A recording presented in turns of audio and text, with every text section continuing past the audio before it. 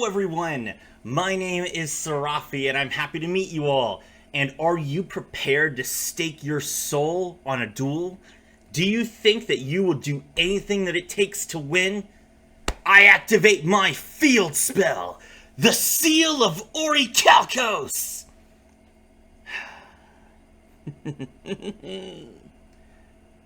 Yugi, I'm gonna beat you, and then the title of King of Games will belong to Schroeder Corp. A dance like any other. Now witness poetry in motion as I play Ride of the Valkyries. This card will allow me to special summon every Valkyrie monster that's in my hand. Valkyrie? Yes, and unfortunately for you, I have four. Four monsters at once? Are you going to repeat everything I say? Because that's going to get boring rather quickly. Seto, I'll beat you, and I'll prove to Gozaburo that I was always the one who should have inherited the company. So for those of you that haven't heard, there is a new world that's coming to Duel Links in September of 2025. It's not surprising. We get a new world every year. But we've run out of anime, so there was a question about what world is coming.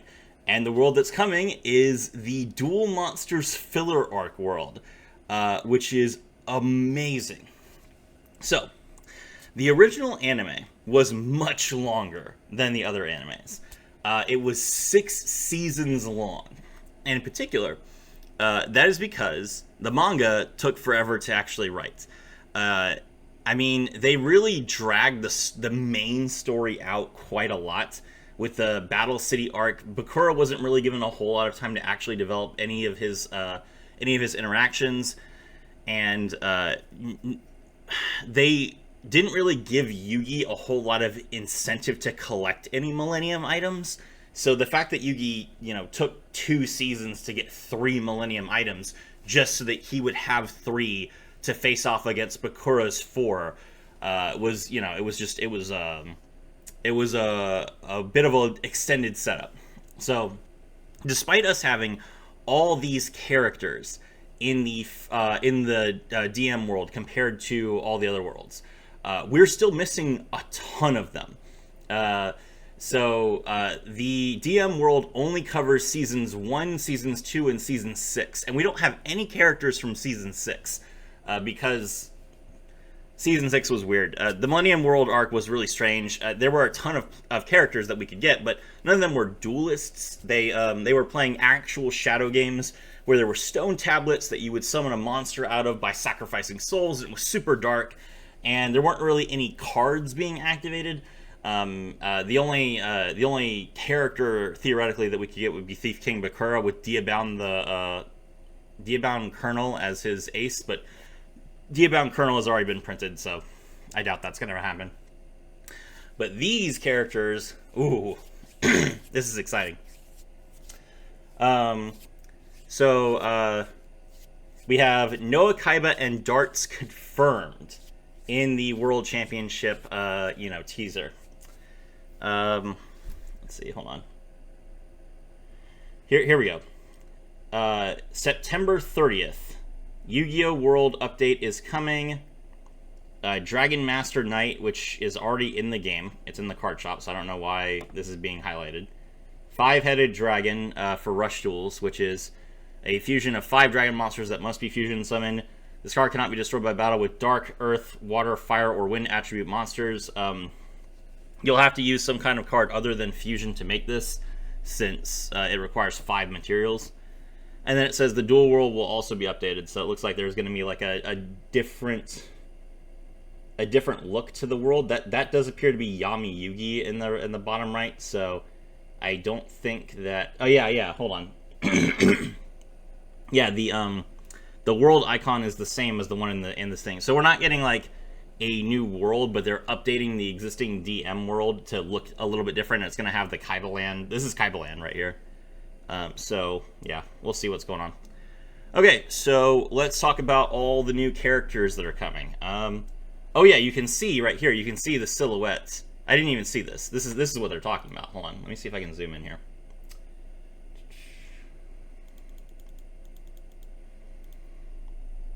Okay.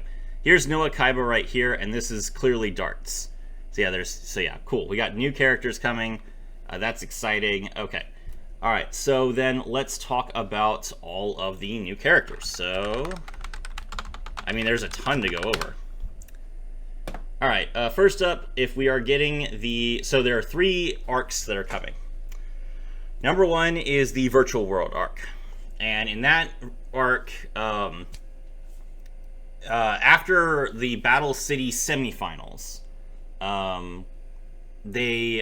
everyone was locked into a prison inside of, like, they were all forced inside of like a computer, and when they woke up, they were trapped inside of a virtual world where they had to duel against the Big Five. The Big Five were a bunch of guys that originally worked in Season 1 with Pegasus to take Kaiba Corp away from the Kaibas. The idea was that Seto Kaiba would be killed, and that Mokuba Kaiba would have his soul stolen from Pegasus, so that he would walk around as like an empty shell who would do whatever Pegasus told him to do. And so, you would just... Pegasus would buy up most of the shares of Kaiba Corp, and then Mokuba would sign over Kaiba Corp to Pegasus. But this sort of obviously hostile takeover would only have flown under the radar if Pegasus had some higher-ups at Kaiba Corp convinced that they would, that he would be a better run for the company. And these people, these Big Five, originally worked for Gozaburo Kaiba, who was Kaiba's stepfather. And before Kaiba took over Kaiba Corp was a military organization. It sold weapons, and that's like the focus of all the filler arcs. For some reason, Kaiba is like a huge part of all of the filler arcs, probably because there's no other way to drag him into it.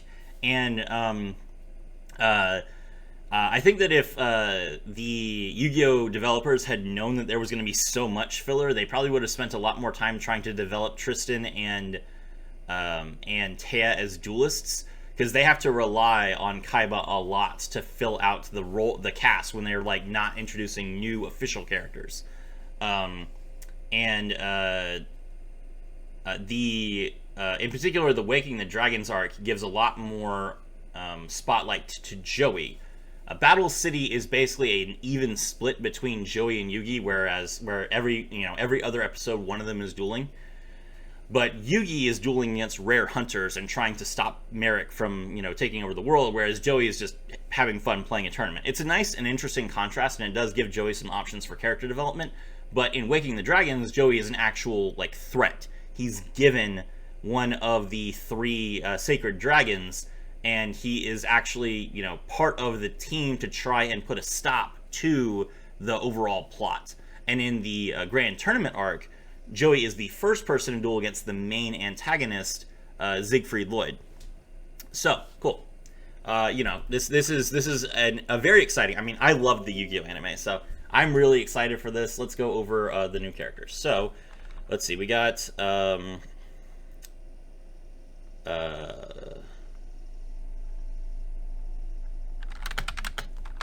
start off with the Big Five. Okay. So we have Gansley. Okay, so how to explain the Virtual World arc? In the Virtual World arc, there's a completely different mechanic known as the Deck Master system, where you have a individual monster that stands by your side, and that monster has an effect that you can use every turn. It's kind of like Commander in Magic the Gathering, if you've ever played that. And just like in Commander, you can also call your Deckmaster to the field. But if your Deckmaster is destroyed, I believe you lose the duel. And so we had a bunch of different characters, and they... the individual characters, it's kind of hard to appreciate them because they are all monster cards. But like in the actual virtual world, they don't have bodies anymore, so they're all monster cards.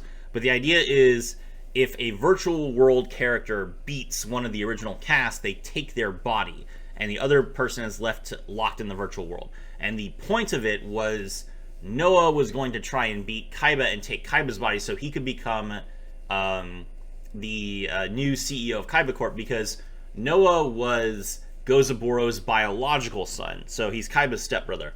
And Noah got sick and essentially died, and Gozaboro preserved his mind by uploading it into a computer system.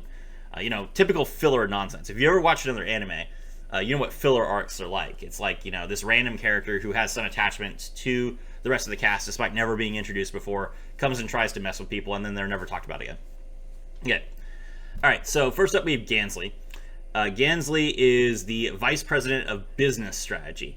And he was controlled by Deep Sea Warrior, and he dueled against Yugi. Then we have Crump, who was the Personnel Manager and the Chief Financial Officer for Kaiba Corp. And he dueled with a Penguin deck against Taya. Then we have Johnson, who was a legal expert, and he was portrayed by Judgeman, which was very interesting. And he dueled against Joey in a courtroom where Joey was being like had to deal with charges and stuff. Then we have Nesbit, who was the technical officer who developed all of the original military weapons. He was Robotic Knight, and he was dueling against Duke Devlin, Tristan Taylor, and Serenity Wheeler, all at the same time. And he beat Tristan and took Tristan's body, and that is why Tristan has a line where if you turn into this guy if you lose when he summons Acrobat Monkey, because that's what happened. His soul got put into an Acrobat Monkey, and then Nesbit took over Tristan's body, kidnapped Mokuba, punched him in the stomach, and then drove off on a motorcycle like a complete badass. It was really funny. Next up, we have Lecter. Lecter was the right-hand man of Gozaboro, next in line to become the CEO of Kaiba Corp. So he was basically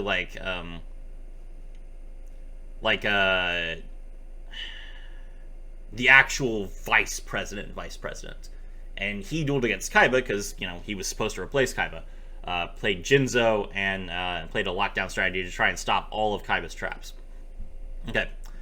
Now then, so that's those characters. So we have Deep Sea Warrior, who is like a swarm deck, Nightmare Penguin, which was a penguin deck, Judgeman, which played a fusion deck, Robotic Knights, and Jinzo. Okay, let's take a look at these decks and see if there's any cool cards that are coming.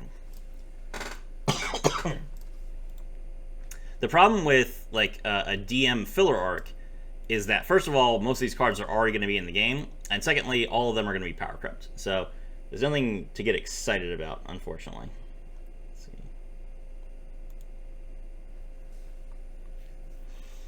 All right, Gansley. Gansley's deck is Melkid the Four-Faced Beast, Ashen Grey, Deep Sea Warrior, Iperia, Rainbow, Snake, Aingana, Ruklamba, the Spirit King, Wall of Illusion, and Yaoi, along with Offerings to the Doomed and Premature Burial. Offerings to the Doomed is already in the game. There's no way they would give us Premature Burial. Ashen Grey is anime only. Flip, your opponent discards a card. When this card is destroyed by battle and sent to the graveyard, you can special summon an Ashen Grey from your hand or deck in face-out defense position. Sure, I bet this will come. No big deal making this an anime only card. Flipped cards are bad. Rainbow Snake Aingana, another anime-only card. Level 7 Water Sea Serpents. When this card is sent to the graveyard, destroy all monsters your opponent controls. Okay. If this was changed to when this card is sent from the field to the graveyard, destroy all monsters your opponent controls, this could come. It's not going to be a situation where you can just discard this card or mill it and blow up your opponent's entire field. Beatrice is already a really powerful card. But definitely could be. This looks like his ace, so I assume this card is going to get printed in some way, unless they just make a Deep Sea Warrior skill. But Then Ruklamba, the Spirit King, which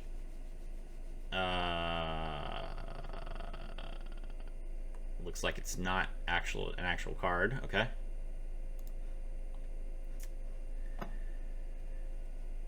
Ruklamba, the Spirit King, level 8.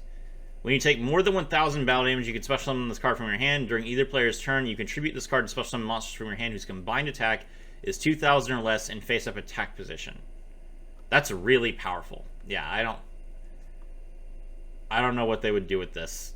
That's like a really powerful effect. So I doubt that this will be introduced, but funny. Okay. I think Yaoi is already in the game. Is Wall of Illusion in Duel Links? Let's see.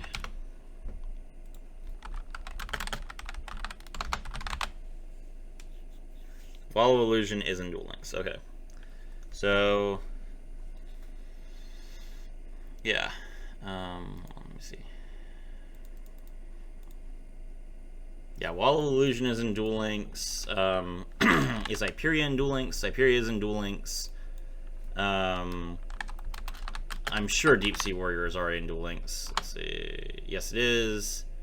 And then Offerings to the Doom I know is. What about Yaoi? Yaoi is as well. Okay, yeah. So yeah, basically this guy's entire deck is either anime only, or it's already in the game, or it's Premature Burial, which is never coming to Duel Links. Cool. All right, next up we have Crump. Crump's deck.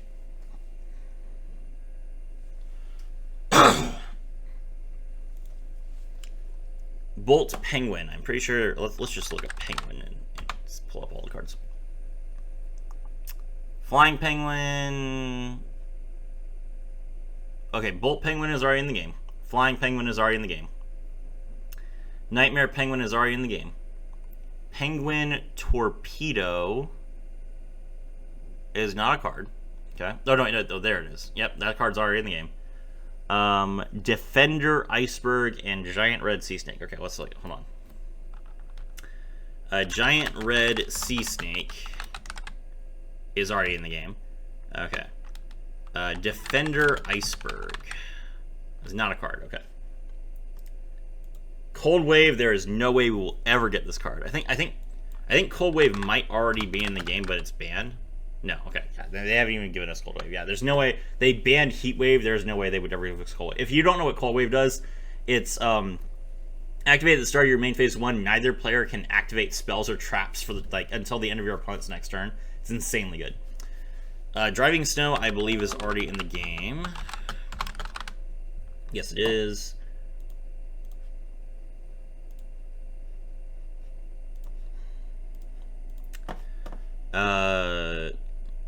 Gust is already in the game.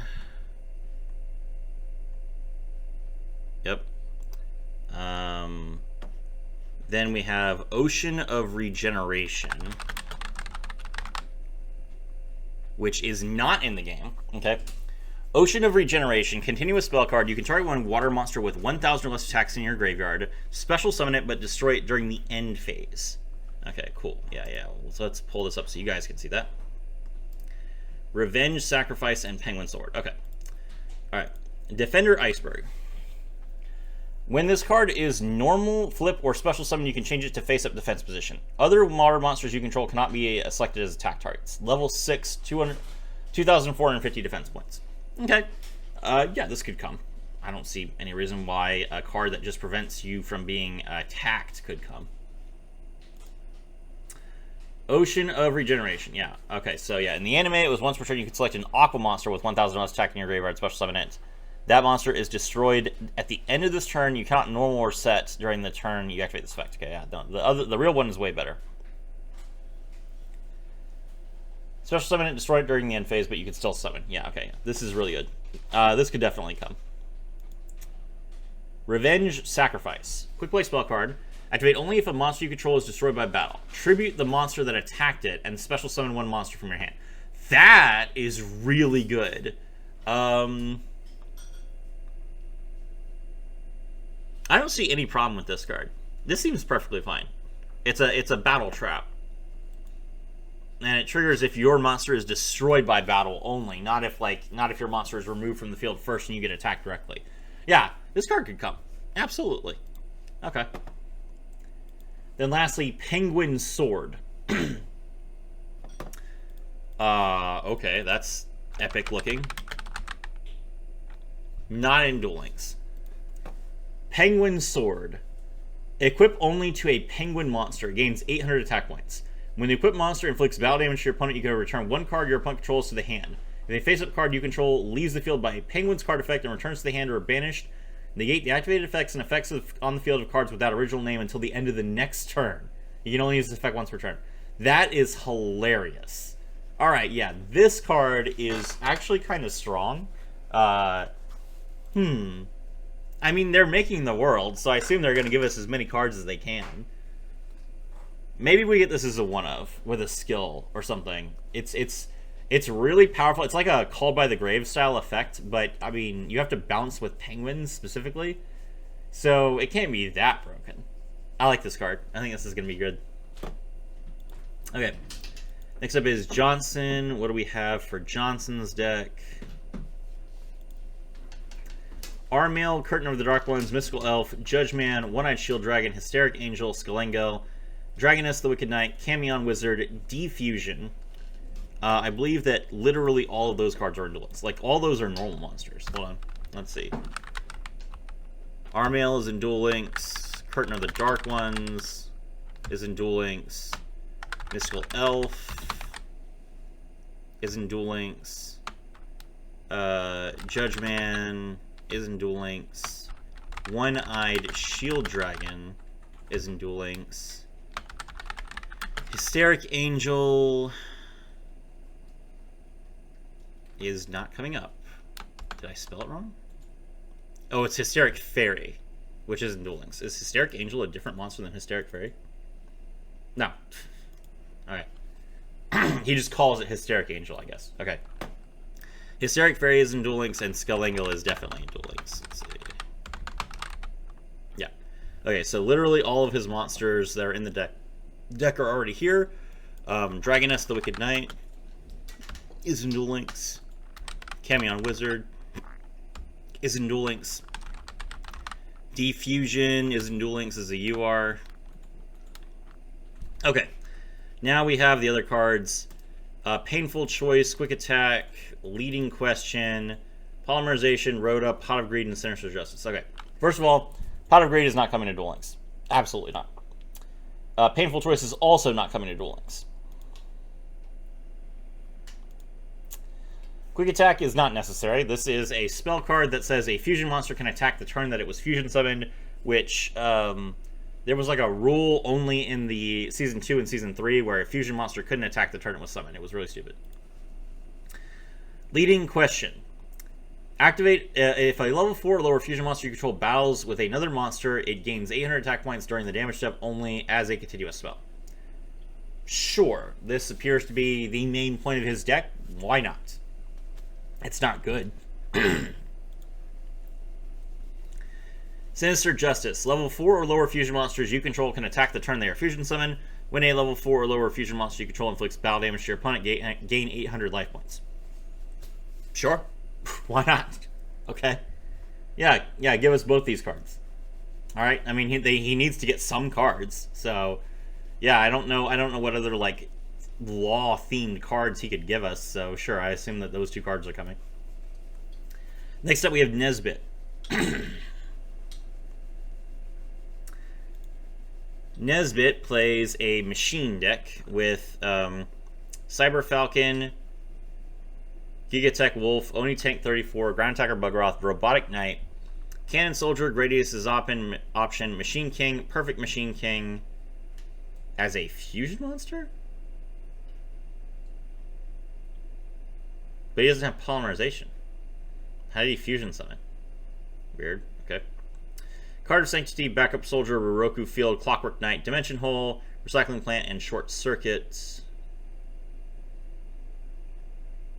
Okay.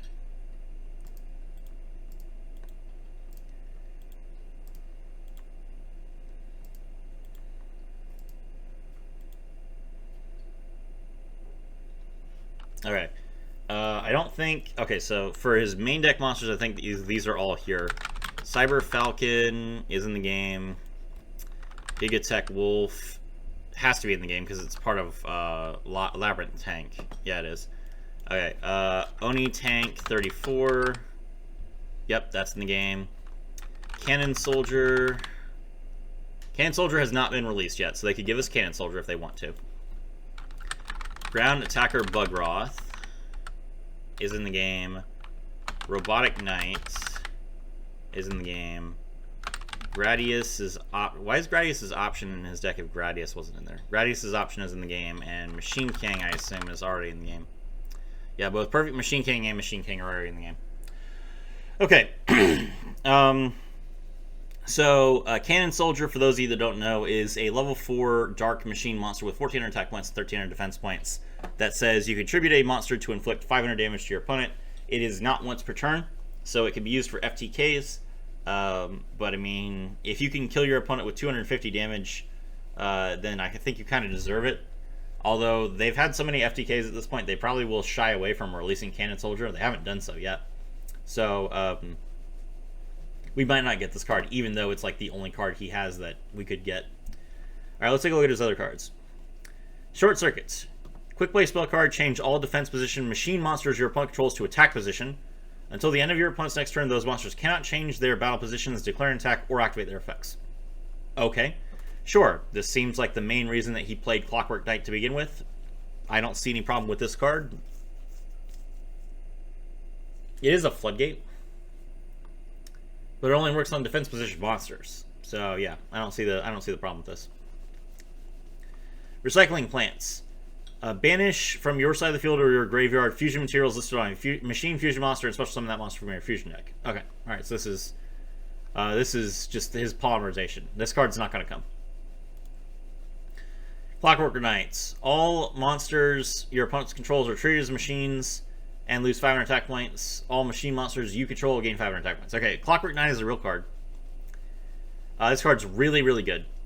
And it's a good Cyber Dragon card. It would be very, very funny if this world gave us Clockwork Knight, because Clockwork Knight is just like a really, really strong card. And it also has another card, which is a reference to Nesbit, Clockwork Knights, which is designed to look very similar to Robotic Knight. And it lets you send a face-up continuous spell you control to the graveyard to add Clockwork Knight from your deck to your hand when it's link summoned. So we could get both of these cards reasonably. They're fairly old at this point. And that would make Cyber Dragons really good. So sure, why not? Card Sanctity, banish all other cards you control in your hand, and minimum of 1 from each, and then draw until you have 2 cards in your hand.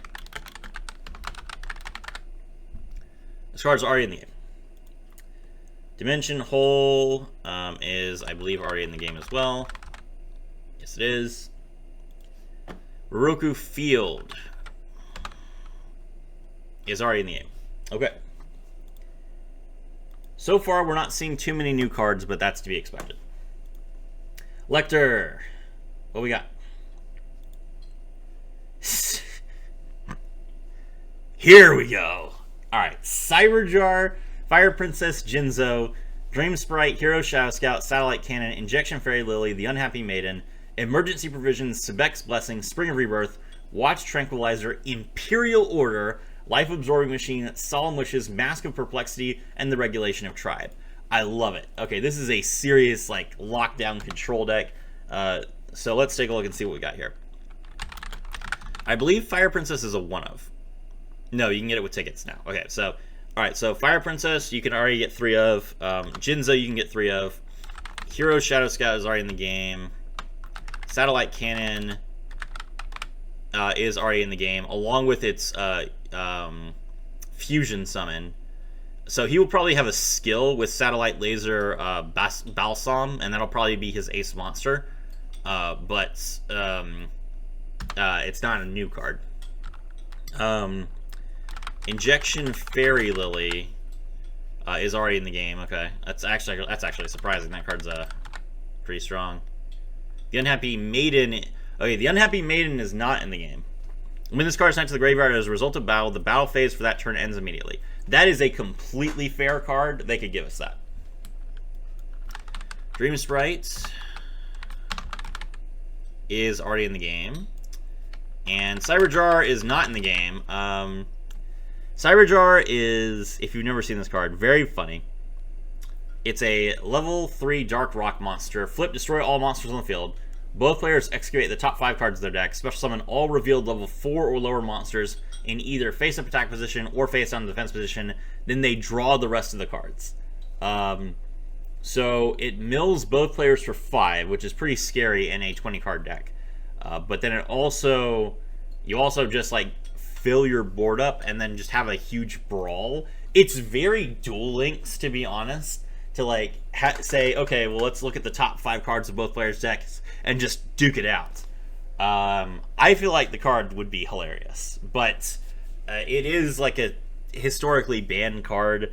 It has gotten unbanned recently. I think it's back at 3 in the OCG.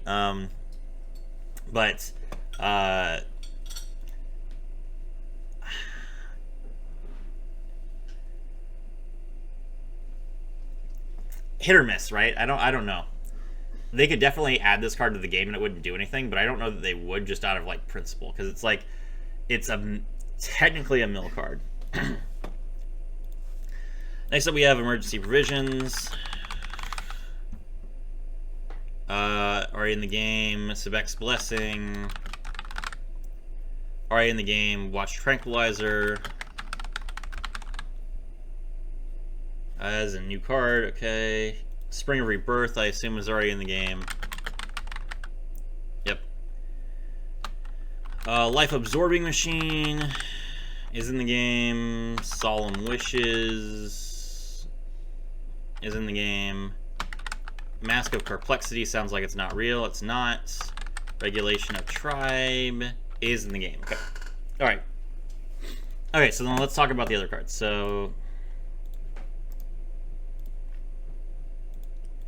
Watch Tranquilizer. A monster you control, your opponent controls loses attack equal to its level times 100. Sure. We already have Agony of the Strong, or Burden of the Mighty, whatever it's called. So, yeah, a single use of Burden of the Mighty would be perfectly fair. I could print this. Imperial Order. As long as this card remains face up on the field, negate the effects of all spell cards on the field. Pay 700 life points during each of your standby phases. If you do not, this card is destroyed. Okay, I could definitely see Lecter getting a skill that gives him access to this card, because we gave a skill that gives access to this card to Revolver, because he played the card in the anime, but there is no way they're printing this card. It's insane. Mask of Perplexity. Activate only when a monster you control is selected as an attack target. Select one monster your opponent controls, except the attacking monster. Switch that target to that monster. Sure. I feel like we already have this effect with Magic Arm Shield. Hold on.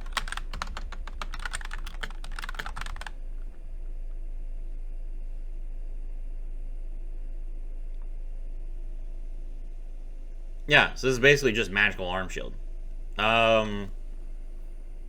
Magical Arm Shield is a box UR, so they might not want to give you like a free copy of what is essentially a box UR, but it's so old at this point because it was in the very first box that they might not care.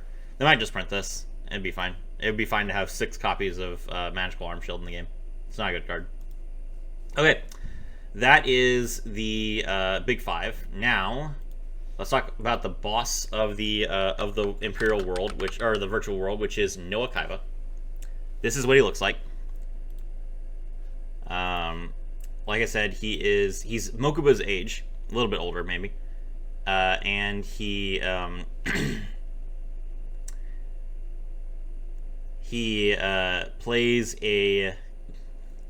plays 2 decks. So he duels against Kaiba and against Eevee.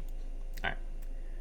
So, his main deck monster is Shinato, King of a Higher Plane, which is a level 8 ritual monster that has 3,300 attack points, and when it destroys a monster in battle, when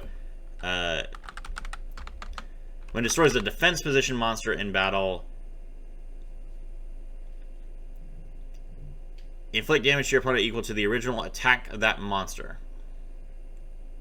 Okay.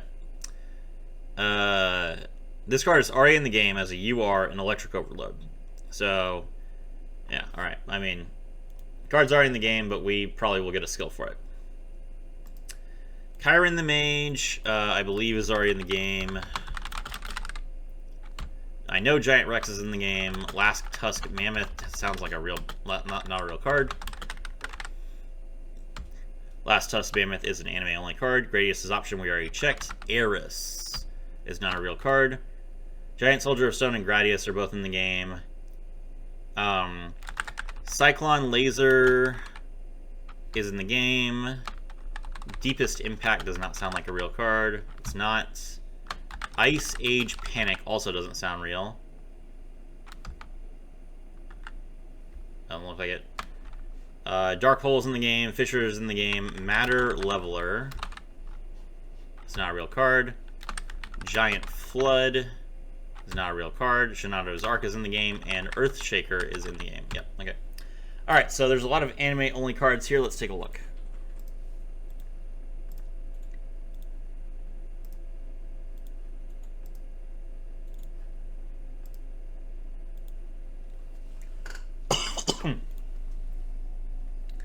Eris, level 4 Earth Fairy monster, 1800 attack points, 1400 defense points, no effect. It came to the game in, this looks like Reshef for Destruction. Yeah, Reshef for Destruction. Yeah, I mean, if this was already in a video game, then and it's a normal monster, sure, we can get this. Last Tusk Mammoth also came to a video game. Level 3, 800 attack points, 1200 defense points. Your opponent takes all battle damage you would have taken from battles involving this card. Sure, we have Amazon Swordswoman in the game. Why not? Deepest Impact. Destroy all monsters on the field. Have both players' life points. No. Absolutely no way they're going to give us a better Dark Hole. Ice Age Panic. Activate only while you control no monsters. Special summon one Earth monster from your deck. That's an interesting idea, but it's too generic. I could see them giving us Ice Age Panic and maybe saying that it specifically special summons the Mammoth. It's not going to be just any Earth monster. There's no way. But they could give us like Last Tusk Mammoth and then Ice Age Panic that says activate while you control a monster, special summon a Last Tusk Mammoth from your deck. That'd be fine. Matter Leveler. Equip only to Gradius. If it attacks an opponent's defense position monster, its attack becomes equal to that monster's defense plus 100 during damage calculation. That's hilarious. It exactly beats your monster whenever it attacks a defense position monster. That's perfectly fine. Defense position doesn't exist. Sure, we can have this card. Giant Flood. Activate only during your main phase 1. Send all monsters on the field and from both players' hands to the graveyard. Absolutely not. Okay. Alright, so yeah, cool. Those are some of the cards that we could potentially get for Noah. Now let's take a look at his second deck. He plays Spirits. Spirits are monsters that return themselves to the hand at the end of the turn, so they're all terrible. I think they're all in the game already. Asura Priest is already here. Hino Kagutsuchi is already here. Yamada Dragon is already here. Great Longnose is already here. Inaba White Rabbit is already here. Yatagarasu is not in the game and will not be coming because Yatagarasu is broken, but I'll show you what Yatagarasu does for completion's sake. Otohime is in the game. Change of Heart. Is Change of Heart in the game yet? Is not. We could potentially get Change of Heart. Okay. Next World. That sounds like a fake card. Next World is a fake card. Spiritual Energy Settle Machine is already in the game.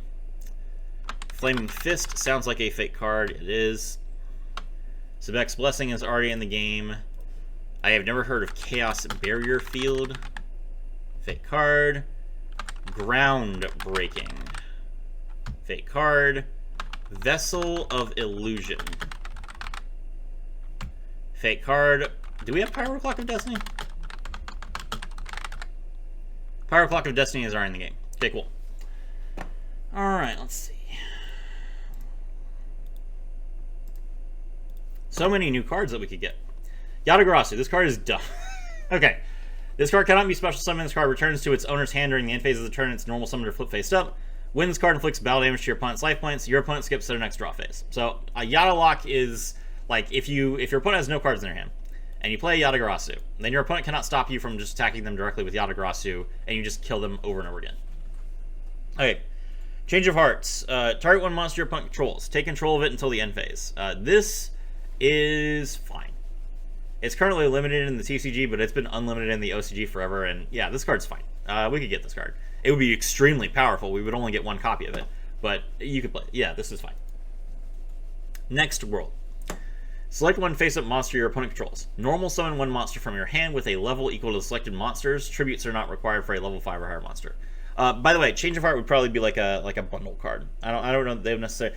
I mean, maybe they would lock it behind his level 45, like think that that's good enough, but I feel like they would not give us Change of Heart for free. So Change of Heart might be coming, but it will probably be in a box of some kind. Select one face-up monster your opponent controls. Normal summon one monster from your hand with a level equal to the selected monsters. Tributes are not required for a level 5 or higher monster. So you get to normal summon a monster from your hand as an effect with a level equal to the selected monster's level. That seems like a really good option for Spirit decks. I don't see a problem with this card being printed.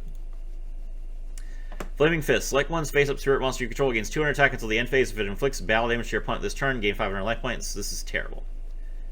This card could come, but there's no reason to print it. Chaos Barrier Field. Activate only continuous or trap card. Activate only when your opponent's monster declares an attack while they control 2 face-up attack position monsters. Negate the attack. Then conduct battle between the attack position monsters your opponent controls with the highest attack and the lowest attack. After damage calculation, end the battle phase. That is a ridiculous card.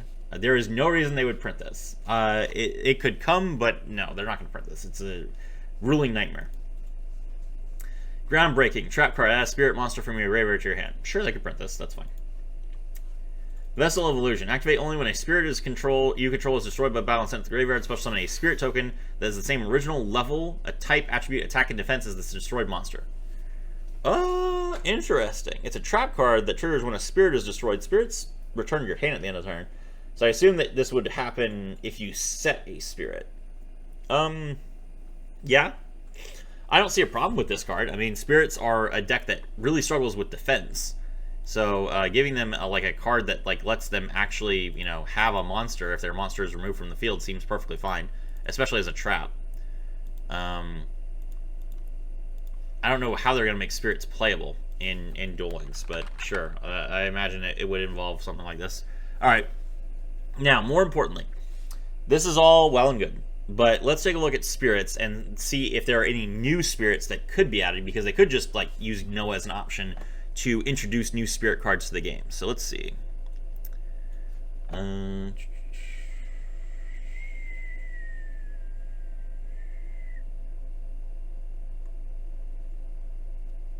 I just have a list of spirits? Is there not like a list of spirits?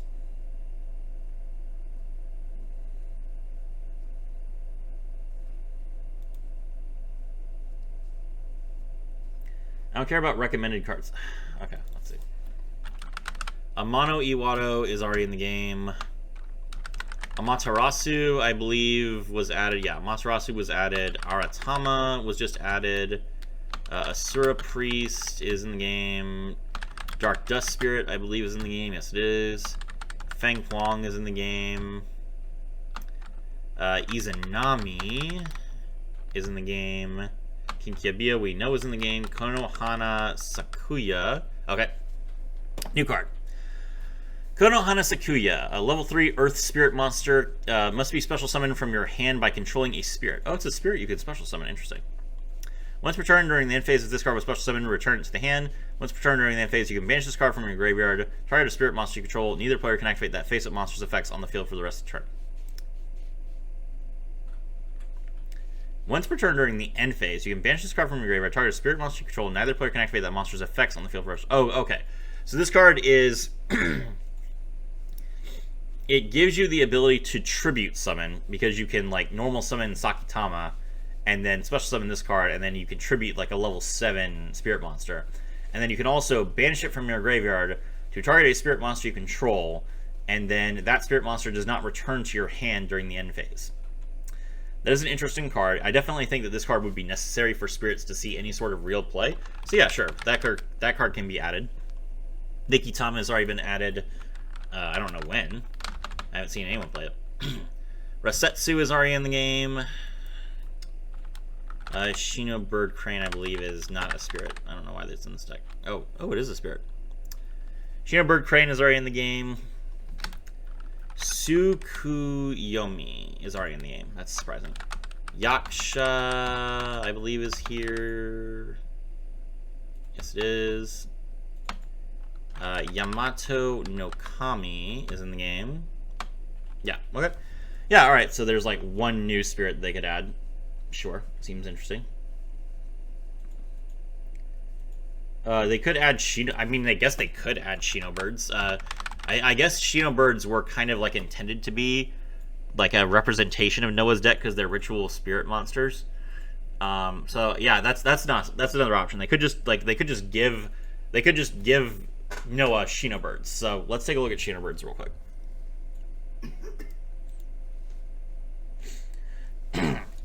Shinobird's Calling.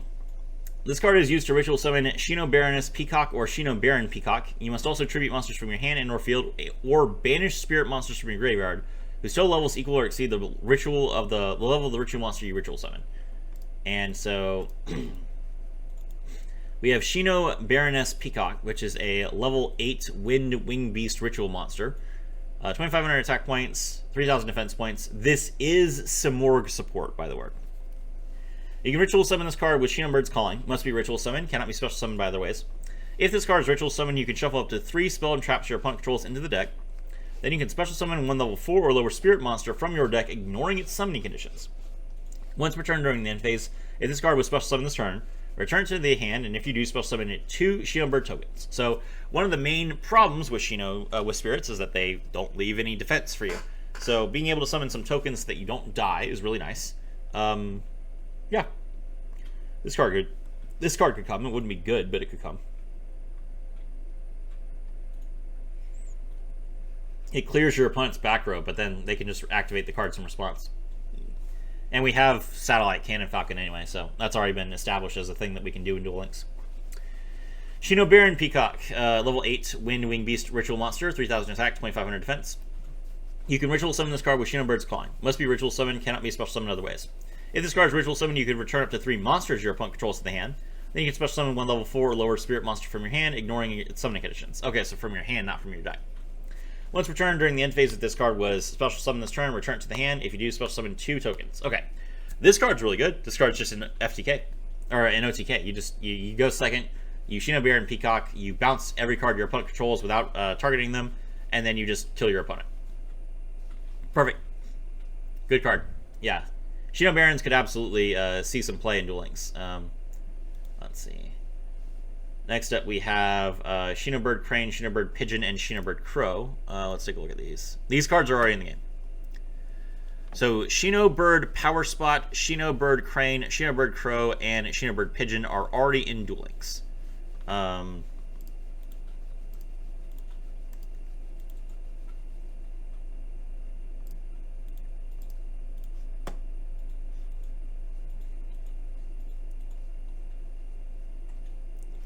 Then we also have Stars Align Above the Shrine and Shinobird's Salvation.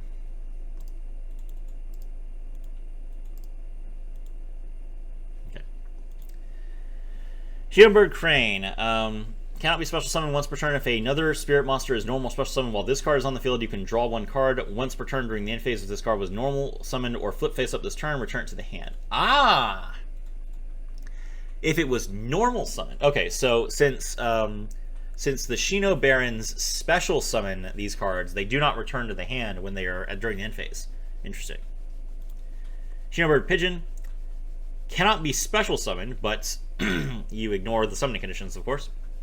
Once per turn, you can target one other spirit monster on the field, return it to the hand.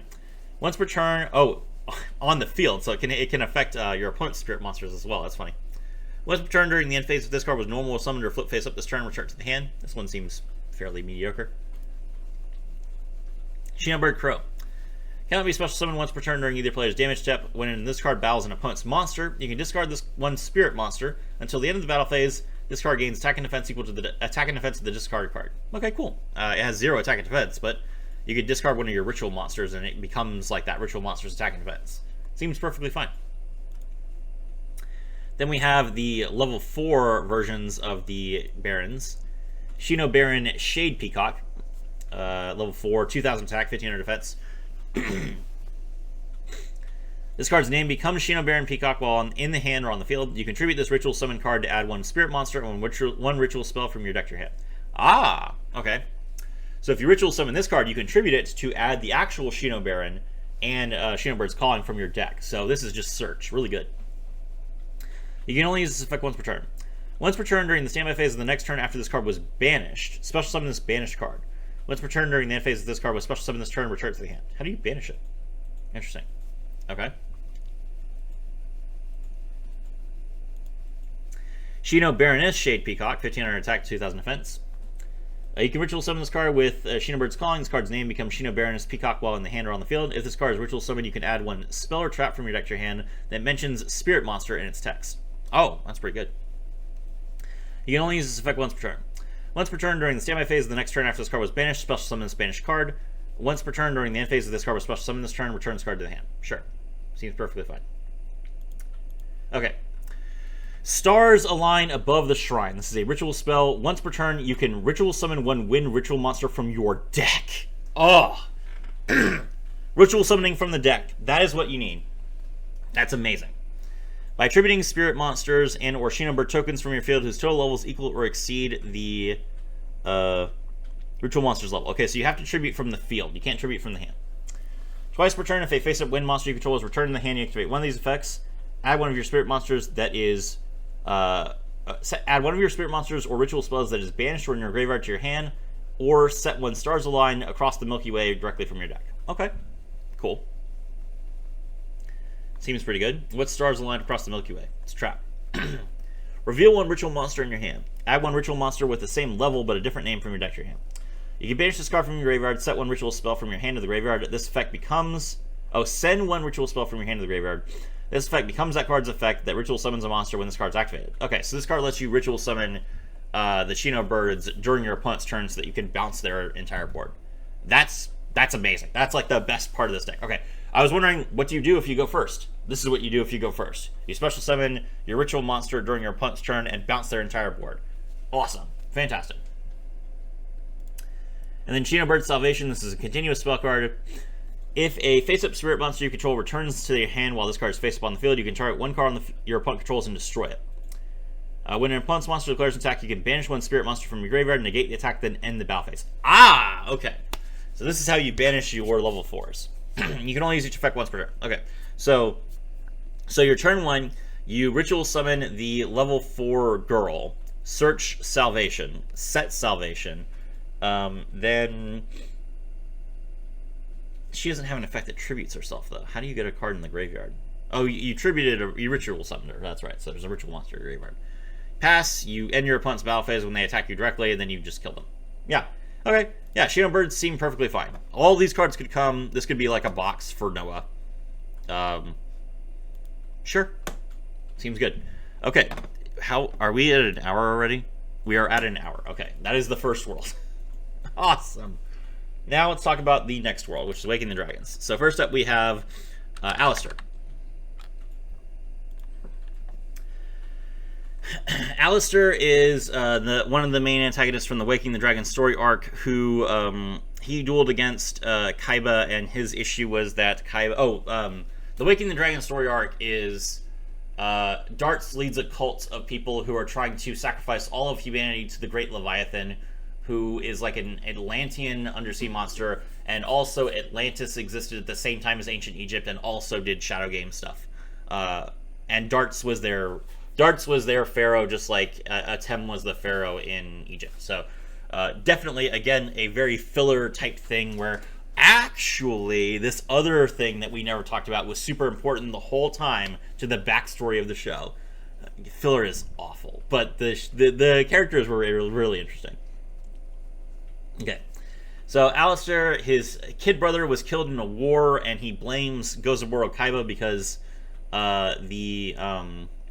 because Kaiba Corp sold weapons to the people, but actually Darts disguised himself as Gozaburo to do this so that he could, make Alistair evil. Basically, it was really stupid. Like Darts, like these three characters actually suffered serious tragedies in their life, but then to try and make it seem like they weren't justified for some reason, I don't understand. This Waking the Dragons was it had so much potential. I probably should do like a review of Waking the Dragons at some point, because I have so much to say about how much they missed the mark. It really could have been actually the best parts of the original anime if they just gave it a little bit more attention. But at the end of the show, they're like, oh, by the way, like these characters that all suffered legitimate grievances, Darts engineered all of it. So like Darts is a super bad guy. There was no point in that. Okay, all right. Alistair pretends to be Pegasus, so he duels with a Toon deck, and he's losing the whole time. None of these cards matter. He does have Gorlag, which is like one of his main monsters. It does not have any counterparts.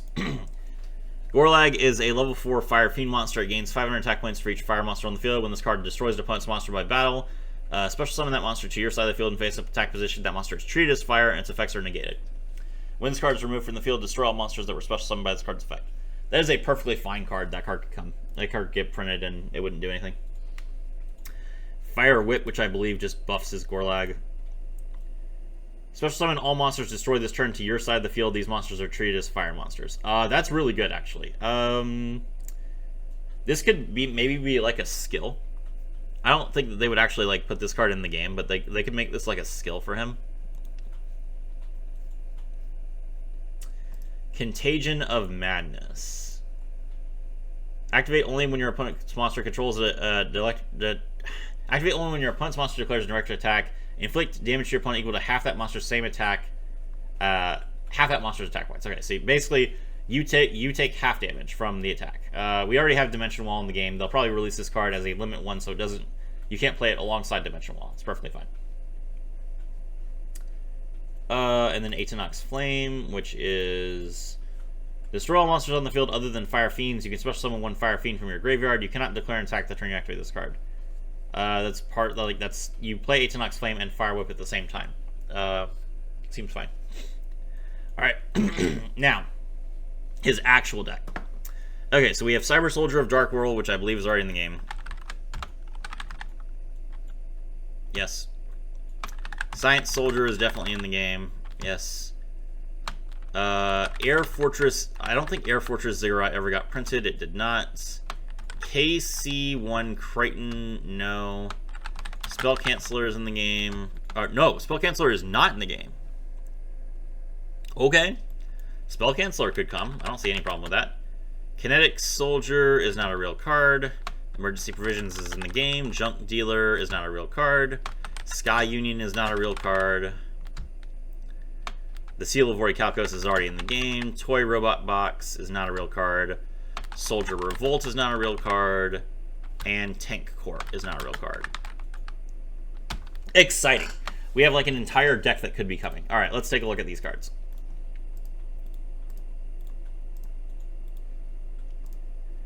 Finally. Finally, we have one person who has like an actual unique deck that could actually bring some new stuff to the game. I'm so hyped. Alright. Air Fortress Ziggurat. 2,500 attack points, 800 defense points, level 8 Wind Machine monster. This card cannot be normal summoned or set. This card cannot be special summoned except with the effect of Sky Union. This card is unaffected by the effects of your opponent's spells and traps. During each of your end phases, special summon one robot token in defense position. That token cannot declare an attack. While you control a robot token, your opponent cannot select another monster you control as an attack target except robot token. Yeah. You know what? This is awful. This card's terrible. You could just beat over the robot token and then attack the Air Fortress Ziggurat and only has 2,500 attack points. Sure. Yeah, why not? KC1 Creighton. Level 4, Earth Machine Monster with 1500 attack points. This card gains 500 attack points for each tank token you control. Sure, that card could get printed. Kinetic Soldier. Oh, this is just Cyber Soldier. This card's already in the game, I think. Or is it Cypher Soldier? Yeah, Cypher Soldier. Cypher Soldier is already in the game. Okay. Spell Canceller. While this card is face up on the field, spells cannot be activated and spells are negated. Yeah. And it's a level 5 wind machine monster. The actual card says spell cards and their effects on the field cannot be activated, negate all spell effects on the field. Sure. You can print this card. It's not a big deal. Junk Dealer. Select up to 2 machine type or warrior type monsters in your graveyard. Special summon them in attack position. Have their original attack points. Monsters special summoned by this effect cannot attack or be tributed for tribute summon this turn.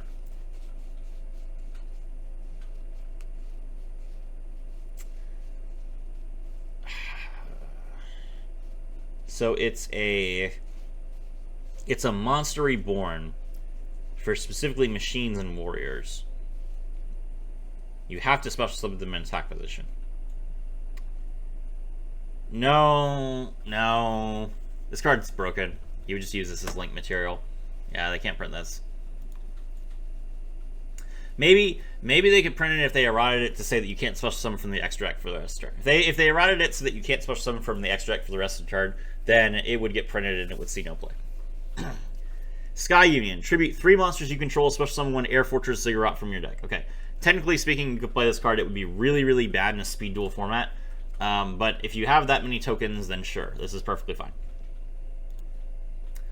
Toy Robot Box. Oh, here we go. Toy Robot Box. Discard 1 card. Special summon 3 robot tokens.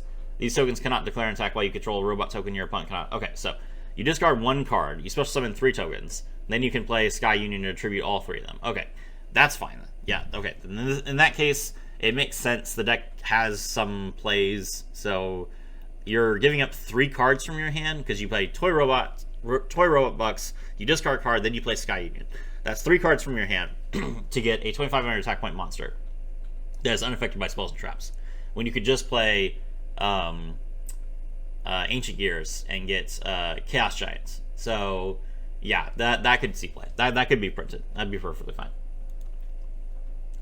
Soldier Revolt. Activate only while you control a face-up Science Soldier, Cyber Soldier, Darkness, and Kinetic Soldier during your main phase. Send your opponent's hand to the graveyard, destroy all cards on your opponent's side of the field. You cannot conduct your battle phase this turn. This card could definitely get printed, but it would never be printed because it's way too specific. It's basically a huge revolution. Tank Corp. Activate only by selecting 1 face-up KC Kraken you control, special summon 3 tank tokens in defense position. Well, we can't have this because that's 4 monsters. So I guess KC Kraken and Tank Core are not going to be printed then. Okay, and that's Alistair. If you don't know what the Seal of Orichalcos does, it's in the game already. All monsters you control gain 500 attack points. Once per turn, this card cannot be destroyed by card effects. While you control 2 or more face-up attack position monsters, your opponent cannot target your monster with the lowest attack for an attack. If this card is activated, destroy all monsters special summon you control, and you cannot special summon monsters from the extra deck. You can only activate the Seal of Orichalcos once per duel. So it locks you out of the extra deck because the extra deck basically didn't exist in the original game, and it lets you just buff every monster. Every monster you control gets 500 attack points. It's an interesting idea. Not good. Okay, next up is Raphael. Raphael was his parents were he was at sea. His parents died. His parents and his sister, I think, died in a cruise. He was left on an island for years. Then Darts rescued him, and apparently Darts caused the accident that shipwrecked him to begin with. He's actually like a really he acts like a good guy. Like, he hates seeing his monsters destroyed. He really cares about his guardian monsters. He doesn't actually activate the Seal of Orichalcos in his first duel. Instead, he gives it to Yugi, and Yugi activates it. Then he beats Yugi and seals little Yugi's soul inside the Seal of Orichalcos. But he plays a guardian deck. So this is another character that has like an actual deck. But the difference is, his deck was printed. So, way more cards that we could potentially get. But the problem is that we probably have most of them already. Let's take a look. Guardian Yatsios is already in the game. Guardian Grarl is already in the game. Guardian Cial is already in the game. Arsenal Summoner is already in the game. Guardian Dread Scythe is already in the game. Guardian Trice is already in the game. Guardian Bow is already in the game. Celestial Sword Iatos, Reaper Dread Scythe, Power of the Guardians, all already in the game. Let's see.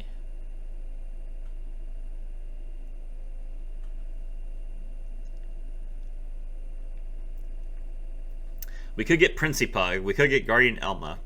But if we got Guardian Elma, we would have to get Guardian Butterfly Knife, which is something they really don't want to do. Okay.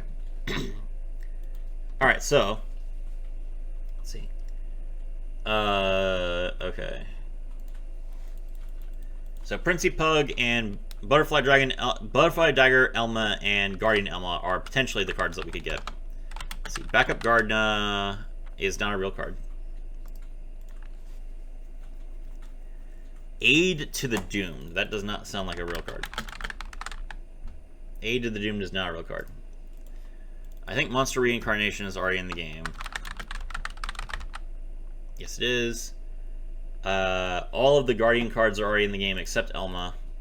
Morale Boost is in the game. I don't think Self Tribute is a real card. It is not. Dimension Distortion is in the game. My Body is a Shield is in the game. Yeah, My Body is a Shield is in the game. Dimension Distortion is in the game. Shrink is in the game. Exchange is in the game. Nightmare Binding does not sound like a real card. Is not. Soul Charge. There is no way that we're ever going to get Soul Charge. That's really funny that he plays that card.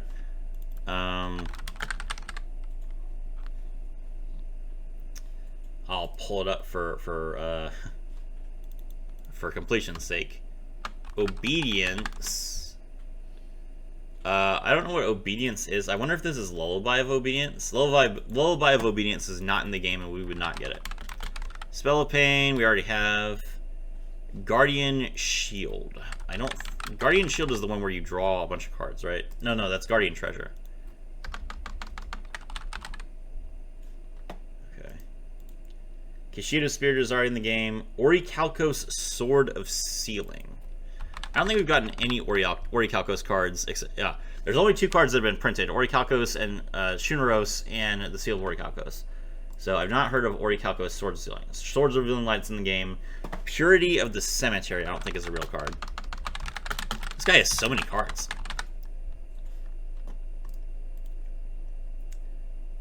Rescuer from the Grave. Not a real card. Crystal Seal. Not a real card. Guardian Force. Not a real card. Guardian Formation. Not a real card. Limit Tribute. Not a real card. And Spirit Hunting. Also not a real card. Okay. Alright. Man, this is a long video. Alright, let's take a look. Backup Gardna. Level 4 Dark Warrior monster. You can select an equip card on the field, equip it to another target on the field. When this face-up card is selected as an attack target, you discard one card to negate the attack. Sure. That card's perfectly fine. I could get printed. Aid to the Doom. You can activate this card during your opponent's turn by discarding 2 cards from your hand when a monster you control is destroyed in the battle phase. That could get printed, but I don't know why it would. It's really bad, and it's a stall card, so no. Butterfly Dagger Elma. This card is so broken. The equipped monster gains 300 attack points. When this card is destroyed and sent to the graveyard while it is equipped, you can return this card to the hand. So the problem with Elma is that Elma is literally infinite. We have a new FTK, by the way, in Duel Links right now, where people are using Morale Boost with Morale Boost with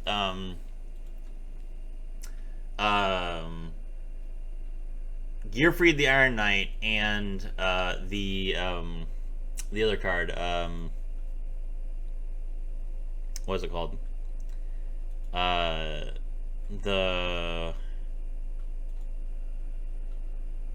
Baphomet. No. There's like a fiend monster that during the end phase of the turn has to equip itself to a monster from your graveyard. It has to equip itself from the graveyard to a monster you control, and you just what you do is you play Gearfried the Iron Knight, Morale Boost, Fire Princess. Then you discard a Beast of Guilford. That's what it's called, Beast of Guilford. You discard Beast of Guilford. It comes back. It equips itself to Gearfried the Iron Knight. Gearfried the Iron Knight immediately destroys it. You gain 1,000 for Morale Boost. You burn your opponent for 500 from Fire Princess, and then you keep doing that over and over again until you win the game. So the Butterfly Dagger Elma just makes that easier. So they're not going to give us that. They would not give us Butterfly Dagger Elma while we have Morale Boost in the game. So yeah. Self Tributes activate only if one or more of your monsters will be destroyed. Actually, they could release Guardian Elma as like a skill, like it's skill locked. Butterfly Dagger Elma and Guardian Elma, basically like if only the monsters in your deck are Guardian monsters, they could potentially do that, and that'd be fine. Activate only if one or more of your monsters will be destroyed. Pay 1,000 life points. This monster cannot be destroyed this turn. So that's basically like my body as a shield, but cheaper. I mean, no. We already have my body as a shield, so there's no reason to give us another copy of my body as a shield. It's just better. So no, they're not going to do that. Nightmare Binding. Select one face-up monster your opponent controls. It loses 800 attack points, then you gain 800 life points. That monster's effects cannot be activated and cannot be tributed.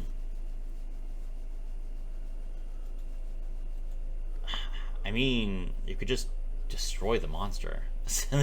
It seems like I mean, it's a good debuff, but you could just kill the monster with Fissure or play Dark Hole instead. Sure, they could give us this card. I don't see a reason why not. Soul Charge. Special summon any number of monsters from your graveyard, then you lose 1,000 life points for each monster special summoned by this effect. This card is insane. It would never see any play. Well, it would never be printed. I mean, it would see a ton of play if it was printed. Obedience. This turn, when the monster on the field with the highest attack points attacks a defense position monster, change the attack target to a face-up attack position.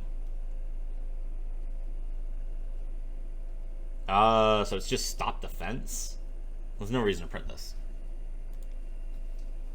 Spell Pain we already have. Guardian Shield. It's an equipped spell, equipped only to a Guardian monster. If it gains 0 defense points, if a Guardian you control but destroyed by battle, you can destroy this card instead. Sure. That gave us this. Guardian Treasure. Continuous spell card. Discard 5 cards, then draw 2 cards. During each of your draw phases, you can draw 1 more card in addition to your normal draw. They could potentially print this card, but it's impossible to play in Duel Links, basically, because you always start with 4 cards in your hand. And then, like, if you go second, you have 5 cards in your hand, but you need to have 5 cards and Guardian Treasure. So the only way you would be able to play this card is if you had 6 cards in your hand, which is...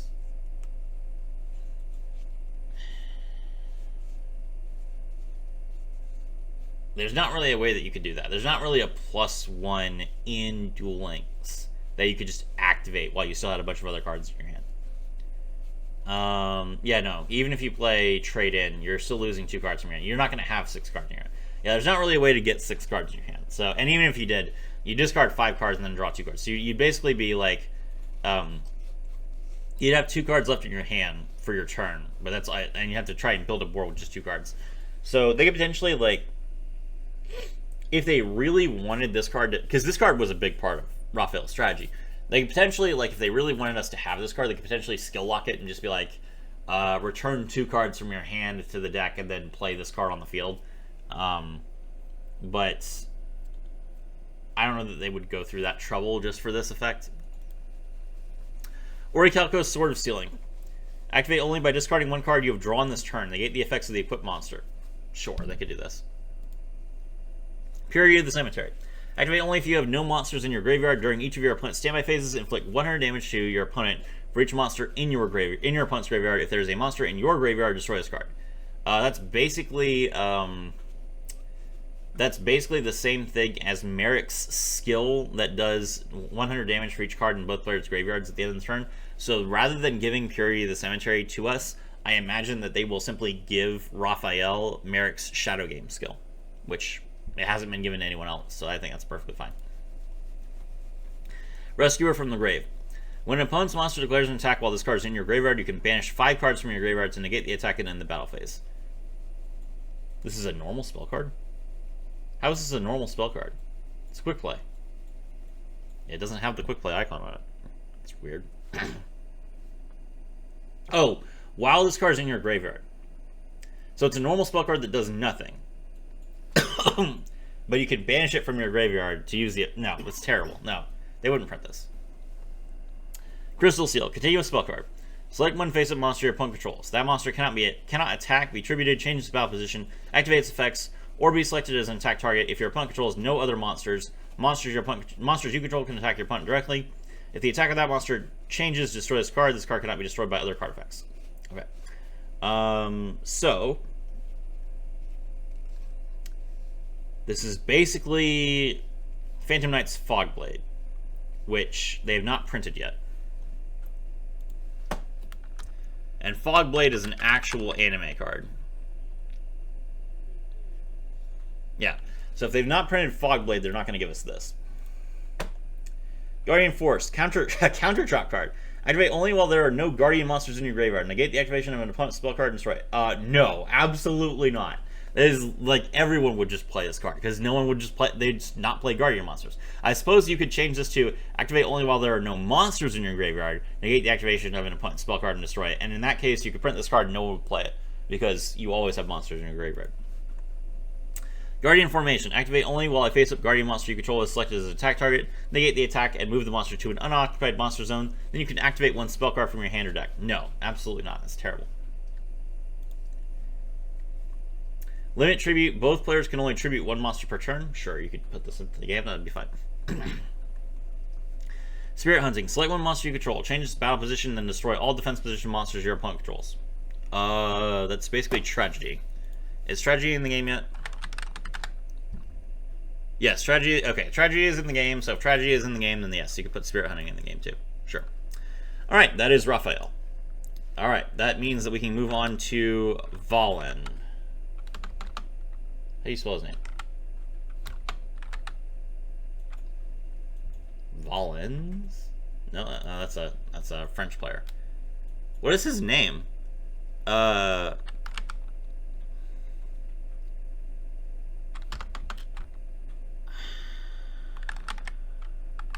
me look up Darts real quick. I'm sure that Darts is our article will reference him. Let's see. Valen? What is his name? Valen. Okay. There's an O in it. Okay. Valen. Valen is the one who duels against Joey. He has an issue because he has an issue with Joey because he has Mai.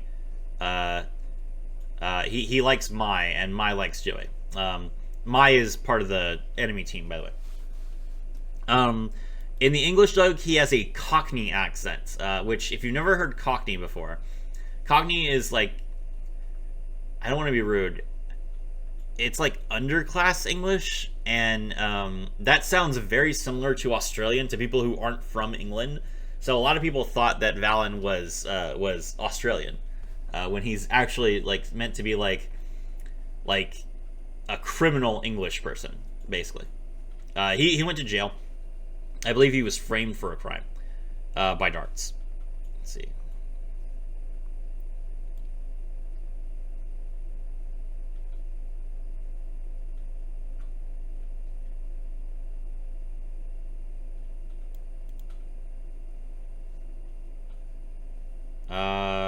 Okay.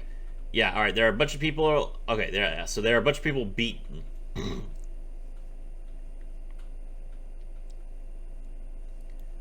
He's taken... Valen will leave if he defeats all the other prisoners using the Seal of Orichalcos. Alright, so Valen actually, like, captures the souls of basically every other prisoner on the island. So yeah, okay, yeah. Alright. Valen's deck is really weird. He, is there like a picture of this? Are there no pictures of him actually dueling in this article? Worthless. Okay. Hold on, let me see if I yeah, okay. There's still no pictures. Okay. Alright. It's difficult to explain. Basically, when Valen summons a monster, it equips itself to his body, and when he attacks with a monster, he actually goes and physically punches something. It's really cool and really funny, and it really, like, it reminds me of Digimon Savers, where Marcus, the main character of Digimon Savers, has to physically punch Digimon in order to digivolve. It's like it's a bancho thing, which is a type of Japanese delinquent.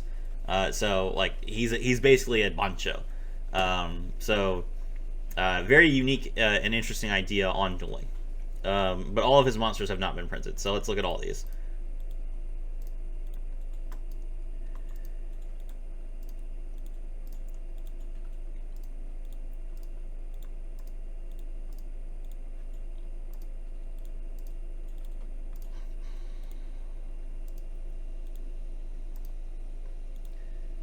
He has my body as a shield and Kishido Spirit and Monster Reborn and the Seal of Orichalcos as like cards that exist. Okay, Active Guard. Level 4 monster with 0 attack points and 2,500 defense points. You take no damage this turn if you use this effect during destroy this card during the end phase. Only one armor monster can attack per turn. If you control 2 or more armor monsters and one is selected as an attack target, you can change the target to another armor monster you control. Alright. So,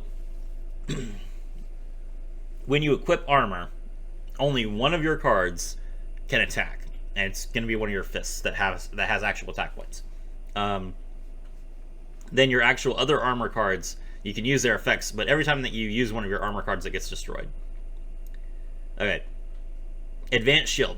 If you control no face-up armor monsters, you cannot summon this card. This card cannot declare an attack. And then other armor stuff. But it has 1,000 attack points. Okay. Burning Knuckles. This is one of your fists. This is going to be one of your ways of attacking. 0 attack points. This card gains 200 attack for each face-up armor monster you control. If this card attacks and is destroyed by battle with your opponent's monster, you can select one face-up monster on the field and have it lose attack points equal to this card's attack points. So you punch one of your opponent's monsters, you take some damage, the Burning Knuckle gets destroyed, and then the opponent's monster loses the attack points of the Burning Knuckle. Buster Knuckle. If you control no face-up monsters, armor monsters, you cannot summon this card. This card gains 200 attack points for each face-up armor monster you control. During battle between this attacking card and defense position monster whose defense is lower than the attack of this card, inflict the difference as battle damage to your opponent. Alright, so it has piercing, and it gains 200 attack points for each armor you control. Buster Pile. This card cannot be destroyed by battle. You take no battle damage with battles attacking this card. If this card attacks an opponent's monster, destroy that monster after damage calculation and inflict 500 damage to your opponent. So Buster Pile is definitely one of his main cards. You attack with it. It can't be destroyed. You take no damage. Then you pop one of your opponent's monsters when you attack it, and they take 500 damage. Seems fine. Double Cloth Armor. 0 attack, 0 defense, level 6. This card cannot attack if this card is attacked by your opponent's monster. Inflict damage to your opponent equal to half that monster's attack points and destroy both monsters without applying damage calculation. So remember, anytime that an armor monster is targeted, you can choose a different armor monster as the attack target. So you force your opponent to attack your armor while you fight with your knuckles. Jet Gauntlet. 0 attack, 1500 defense. If this card battles an opponent's monster, you can destroy both monsters at the start of the damage step without damage calculation. Okay. Overboost. Armor monsters you control can attack your opponent directly. If an armor monster attacks your opponents directly with this effect, destroy this card during the end phase. Sure, seems fine. Psychic Armor Head. During your draw phase, you can add one armor monster from your deck to your hand instead of conducting your normal draw. During your standby phase, if this card is in your graveyard, you can special summon it in face-up attack position. This card cannot attack. So Psychic Armor Head is your main card, which you always have active. Trap Buster.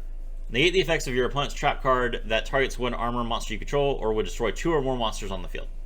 Okay. Big Bang Blow.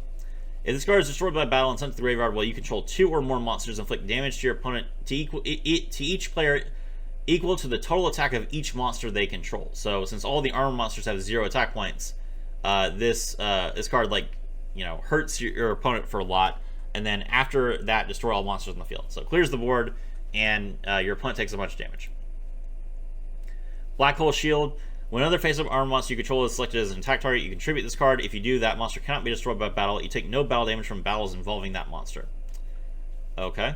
So this card, like, protects your other armor monsters from being destroyed, and you take no damage. Armored Gravitation. Special summon up to 4 level 4 or lower armor monsters in face-up attack position from your deck. At the end of the turn that this card is activated, send those monsters sent to the special summon to the graveyard. Data Brain. Equip only to Psychic Armorhead. If the equipped monster is destroyed by the effect of an opponent's spell card, during your next turn you can activate this card from your graveyard by copying the text of that spell card. If this card is activated this way, destroy it during the end phase of the turn. So, Data Brain, you equip the Psychic Armorhead, and then if it's destroyed by your opponent's spell, then you can copy the spell. Got it. Full Armored Gravitation. Pick up the top 10 cards of your deck, special summon as many armor monsters as possible. In the order they were picked up, then remove the remaining cards from play. Crazy. Phoenix Gravitation. Activate only if you control a face-up Psychic Armorhead. Special summon 4 armor monsters from your graveyard. All monsters special summoned by this effect are destroyed during the end phase. So you can see a common pattern of you summon every armor monster you can. At the same time, you attack, you do something cool, and then they all go away. Extinction Fist. Activate only when your opponent declares a direct attack with a fusion monster or a ritual monster. Destroy that monster. Special summon the monsters that were used to summon that monster from your opponent's graveyard to their side of the field, then end the battle phase. So this is basically both defusion and de-ritual, if de-ritual was a thing. Magnet Armor. Special summon 1 armor monster from your graveyard in face-up attack position and destroy it during the end phase. Okay. Alright, so now that I've covered all of Valen's cards, this can't come, because the point of the armor monsters is that you have 5 of them. You have both fists, or like maybe a shield, like a fist and a shield. You have your head, then you have your chest and your legs. So that's 5 parts. We only have 3 zones. It's impossible. So I have no idea what they're going to do with Valen. They might not even give us Valen. It's just impossible to mimic his deck in a speed duel format. Alright. Oops. Okay. Almost done with Awakening the Dragons arc. Last character is Darts. Darts is the main antagonist. He is the last potentate of the city of Atlantis. So he was the ruler of Atlantis, and he gets corrupted by the Orichalcos that destroyed Atlantis, and he tries to sacrifice the whole world. His deck completely focuses on the Seal of Orichalcos. His ace monster is Divine Serpent Gay, which I believe is already in the game. No, it is not. Okay, cool. Alright, Divine Serpent Gay, and then we have Orichalcos Shuneros already in the game, but the other Orichalcos cards we can talk about. Time Eater. Is Time Eater in the game already? No, it is not. Okay. Mirror Knight Calling, Impact Revive, Orichalcos Deuteros, Orichalcos Mirror, Orichalcos Tritos, Twin Bow Centaur, and Martyr Curse. Alright, great. Let's take a look. Divine Serpent Gay. This is a level 10, or no, level 12. Level 12 Dark Reptile Monster. Cannot be normal summoned or set, must be special summoned with its own effect.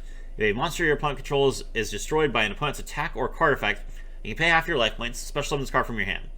Cannot be targeted by card effects. If this card attacks an opponent's monster during damage step, only negate the effects of that monster while it's on the field. Also, its attack becomes half its original attack. Once per battle, if this card battles during damage calculation, you can make this card's attack become equal to the highest original attack points on the field. So, basically, Gay always wins battles. It negates all your opponent's cards. It can't be targeted. It's an interesting idea. Not a very good card. Alright, now, he has a bunch of Orichalcos monsters that, like, basically, like, fuse together. None of these cards got printed. Time Eater, if a monster destroys your opponent's monster, your opponent skips their next main phase 1, which I believe was printed. Yeah, level 6 Dark Machine. If this card destroys your opponent's monster by battle, your opponent skips their next main phase 1. I imagine this card will probably get printed because it's not really that powerful. And this card, like, I mean, there's not many cards they could give us from Darts, so it seems fine. Orichalcos Aristeros, level 4.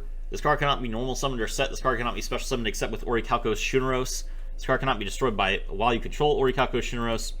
When an opponent's monster declares an attack, change the attack target to this card. The defense of this card becomes equal to the attack of that monster plus 300. After damage calculation, when Orichalcos Shinobird you control loses attack equal to the defense this card had during the damage step. Shinobird in the anime is it can be special summoned with Kiritora. This card's original attack is equal to the battle damage reduced to 0 by the effective Orichalcos Kiritora that special summoned it. When this card is summoned, you can special summon one Orichalcos Aristeros and one Orichalcos Dextra. After damage calculation, as this card attacked another monster, it loses attack equal to either that monster's attack or defense. When this card is destroyed, while its attack is 0, you can pay 10,000 life points, discard your entire hand, special summon one Divine Serpent Gay from your deck. Okay, so I mean, the Darts duel was really weird. I will say that Darts had like over 10,000 life points, really hard to kill. Shinobird cannot be normal summoned or set, must first be special summoned by its own effect. After the damage step, if your normal monster is destroyed by battle, you can special summon this card from your hand. It gains 1,000 attack points for each monster your opponent controls. Face up level 4 normal monsters in the field cannot be destroyed by card effects, basically. Okay. So Shinobird is already in the game. Aristeros, Dexia. This card cannot be special summoned except with Orichalcos Shinobird. This card cannot be destroyed by you control it. When this card battles with your opponent's monster, the attack of this card becomes equal to either that attack or defense plus 300. After damage calculation, one Orichalcos Shinobird you control loses attack with this card during the damage step. Okay, so just like the armor cards, Aristos and Dexia are basically the sword and shield of Shinobird. So when Dexia attacks, it gains the attack plus 300. When Shinobird is attacked, then Aristeros comes in and its defense becomes equal to the attack of the monster plus 300. The opponent takes some damage, but then your Shinobird powers down, and then Shinobird dies at some point. Okay. Orichalcos Gigas. When this card is destroyed, you can special summon it immediately, but it cannot attack for the rest of the turn. When it is special summoned by your own effect, you skip your next draw phase. This card gains 500 attack points times the number of times it was special summoned by its own effect during this duel. That's immortal, but you have to skip your draw every time it's special summoned. No, this card would not be coming. Orichalcos Malevolence. Level 4, 1500 attack points. Once per turn, you can select one defense position monster your opponent controls, change it to attack position. Sure, you can print that. Orichalcos Kiritora. This card cannot be normal summoned or set. You can special summon this card from your hand by paying 500 life points. While this card is on the field, all battle damage you take from battles involving monsters you control is 0. When this card is destroyed, you can special summon one Orichalcos Shinobird from your hand, deck, or graveyard. Sure. You take no damage. It gets destroyed. You special summon Shinobird. Sure. They could print that. Mirror Knight Calling. This card can only be ritual summoned with the ritual spell card Orichalcos Mirror. When this card is ritual summoned, special summon 4 Mirror Knight tokens with 0 attack and defense, then place 1 shield counter on each. Once per turn, place 1 shield counter on every Mirror Knight token you control without a shield counter. When a Mirror Knight token with a shield counter battles an opponent's monster, its attack becomes equal to that monster's attack at the end of the damage step. If a Mirror Knight token with a shield counter would be destroyed, remove its shield counter instead. Obviously, you can't have this card because we don't have 5 spots on this field. Impact Revive. Activate only during your main phase 2. Okay, we can ignore the rest of this. Orichalcos Deuteros. This card, okay, so Orichalcos Deuteros is the second seal of the Orichalcos. So it tributes the original Orichalcos, and then like you have like a second area. I think you gain a bunch of life points with this card. And then Orichalcos Tritos is like you sacrifice Orichalcos Deuteros, you get the third area.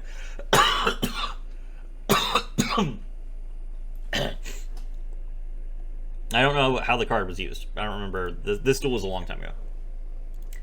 Orichalcos Mirror. This card can be used to tribute summon ritual Mirror Knight Calling from your deck. It's insane. I guess he probably tributed Time Eater to use this. Twin Bow Centaur. You cannot attack during the turn you activate this card's effect. Once per turn, you select one monster you control, one monster your opponent controls, toss a coin. If you call it right, banish the opponent's monster, inflict damage to your opponent equal to the original attack of that monster. If you call it wrong, banish your monster, take damage equal to the original attack of that monster. That is hilarious.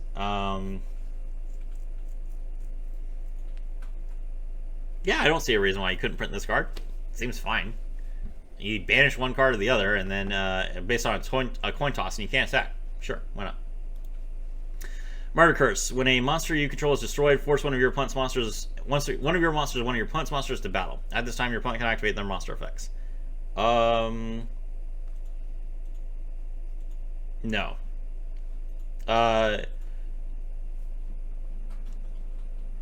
They could do this if it was specifically destroyed by battle, but you can't force like an attack during the main phase. That's stupid. So yeah. All right. Okay. So that is darts. Whew. We're now an hour and a half into this video, and we finally finished the second arc. Now we take a look at the grand tournament.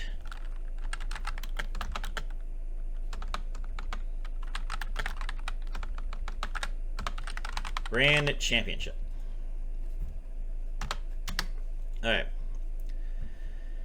So the Grand Championship arc had, let's see. Oh, I forgot about Rebecca. Oh my gosh. You can't talk about Waking the Dragons without Rebecca. Rebecca Hawkins. She was very important in the Grand Championship as well. She plays a Gem Dragon Cure Burn deck. All of these cards are real. I think most of them are in the game already. Let's see. Luster Dragon and Luster Dragon number 2 are both in the game already. Ruby Dragon, I don't believe is a card. Okay, so Cure Mermaid is in the game already. Fire Princess is in the game already. Marie the Fallen One is in the game already. Diamond Head Dragon is not a real card. Guardian Angel Joan should be in the game already. Yep. Witch of the Black Forest is in the game already, and so is Injection Fairy Lily.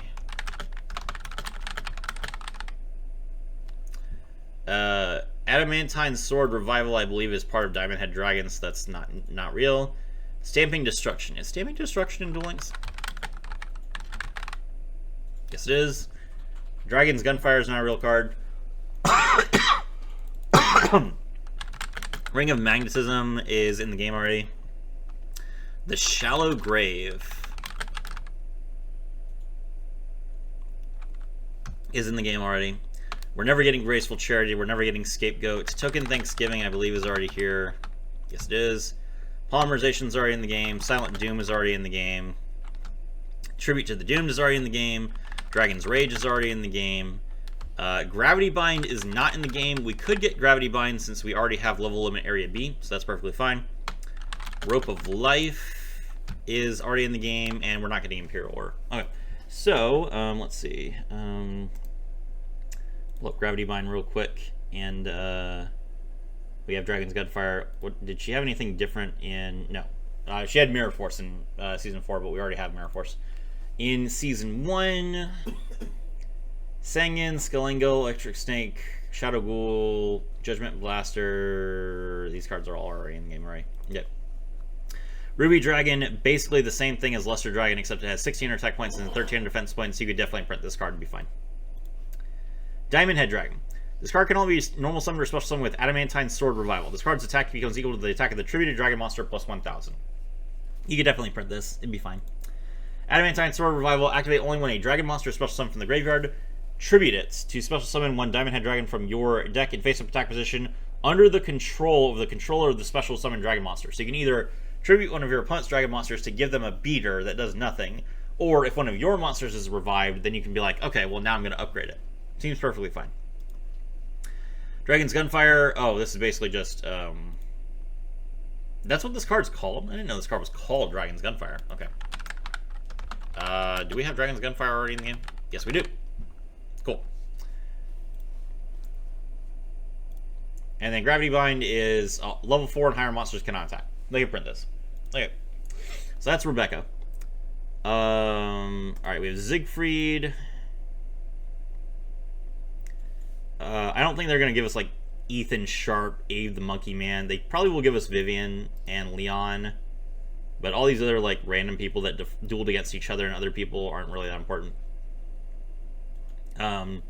They could also give us Apnarg, which is Solomon disguised as like a duelist. This guy. His name is literally just Grandpa Moto, but backwards. And he dueled against Joey and lost. Seems fine. Okay. Leon von Schroeder. He uses the alias Leon Wilson, and he plays a Golden Castle of Stromberg deck, which is toxic. Golden Castle of Stromberg has been in Duel Links all this time, and it's very annoying every time you see it. For those of you that don't know what Golden Castle of Stromberg does, it is... once per turn during your standby phase, banish 10 cards from the top of your deck face down. This is not optional or this card is destroyed. During your main phase, you can special summon one monster for your deck that specifically lists Golden Castle of Stromberg, but you cannot normal summon or set this turn activate this effect. You can only use this effect once per turn. When your opponent's monster declares an attack, destroy the attacking monster. If you do, inflict damage to your opponent equal to half the attack that monster had on the field. So that is really frustrating. It is not once per turn. Your opponent basically cannot attack at all while Golden Castle of Stromberg is out. So yeah, really, really ridiculous card. And there are support cards for this: Princessin, Iron Knight, Iron Hans, Glyphe, the Phantom Bird, Iron Cage, and Pumpkin Carriage. Those have all been printed already. So the only card that's that has been printed that we do not have yet is Hextrude, which is... Why is Hextrude not in his list? There is. Hextrude. This is Leon's ace, so we will probably get this as a free card with Leon. Level 8, Dark Spellcaster, 2,600 attack points, 2,100 defense points. If Golden Castle of Stromberg is in the field zone, you can normal summon this card without tributing. Once per turn, if Golden Castle of Stromberg is in the field zone, you can target one card on the field, destroy it, and if you do, this card can make up to 2 attacks on monsters during each battle phase this turn. When this card destroys an opponent's monster by battle, you can target one face-up monster you control and it gains 400 attack points. This card is perfectly fair. 100%, this card could just come at 3, we wouldn't even notice it. So, yeah, I like this. I think Golden Castle says that you can only special summon level 4 or lower.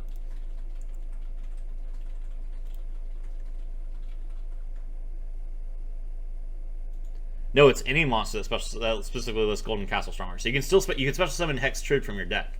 Okay, that's pretty good. You special summon Hextrude from your deck, you don't have to even normal summon it, and then you can just pop a card your opponent controls and attack twice. So yeah, I feel like this deck would actually be pretty decent. Not going to be amazing, but definitely better than some of the other decks that we've seen. As far as the monsters that he has that have not been printed, let's take a look at them. Basically, it's just a bunch of fairy tales.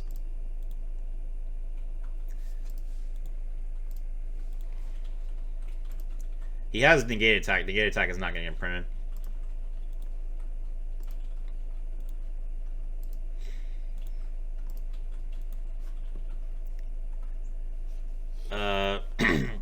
Tom Thumb, 100 attack and defense, and then you play Giant's Training on it.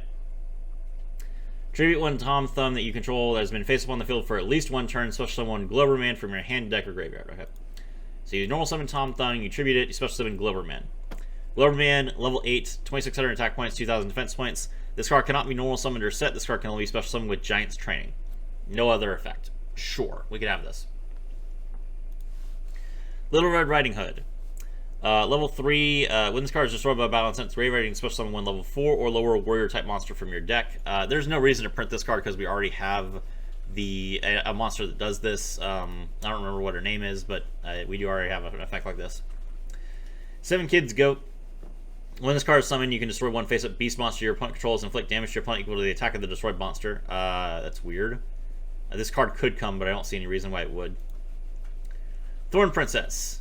That is darts. The artwork is just darts. This card cannot be normal summoned or set. This card cannot be special summoned except with 100-year awakening. When this card is special summoned, select one monster your opponent controls and take control of it. Sure. What does 100-year awakening do? Tribute Curse of Thorns from your field, special summon Thorn Princess from your deck, and Curse of Thorns is select one monster, affect monster your opponent's graveyard, negate its effects when that monster is removed from the graveyard, destroy its card. So Curse of Thorns, you negate a monster in the graveyard, which he used on Marie the Fallen one, I believe. 100-year awakening, tribute it, special summon Thorn Princess. Thorn Princess, take the monster your opponent controls. I mean, that's like a really convoluted set of cards, but sure, why not? Forest Hunter, when this card is no more special summon, you can select one face-up beast or beast warrior on the field and banish it. Yeah, I mean, you could print this card. It'd be fine. No one will play it.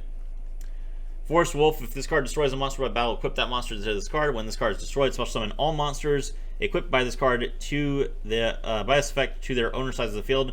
This card can be special summoned with the effect of Golden Castle of Stromberg. Okay, so Forest Wolf. Forest Wolf is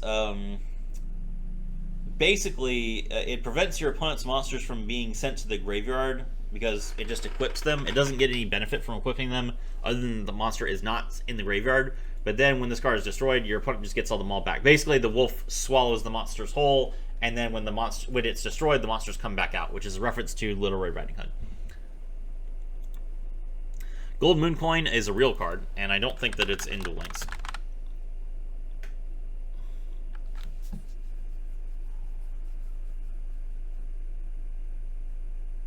Is not. Add 2 cards from your hand to your opponent's hand, then draw 2 cards. You can only activate 1 Gold Moon Coin per turn. It's a, what is this, -1. You give 2 cards to your opponent. You draw 2 cards. So you lose 3 cards from your hand and you draw 2. Yeah, it's a -1. Yeah, they can print this. Gingerbread House, real card, and is not in the game, so we could probably get this.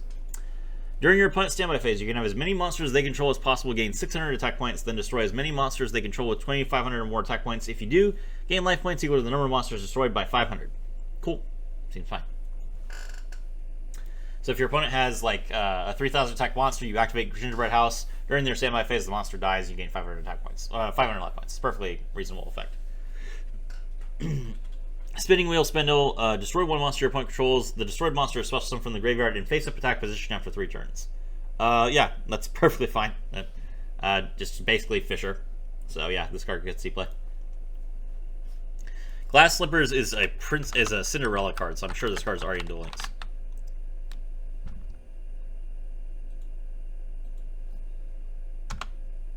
Yes.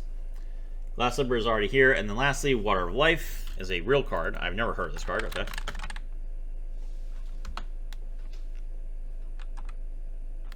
Not in Duel Links yet.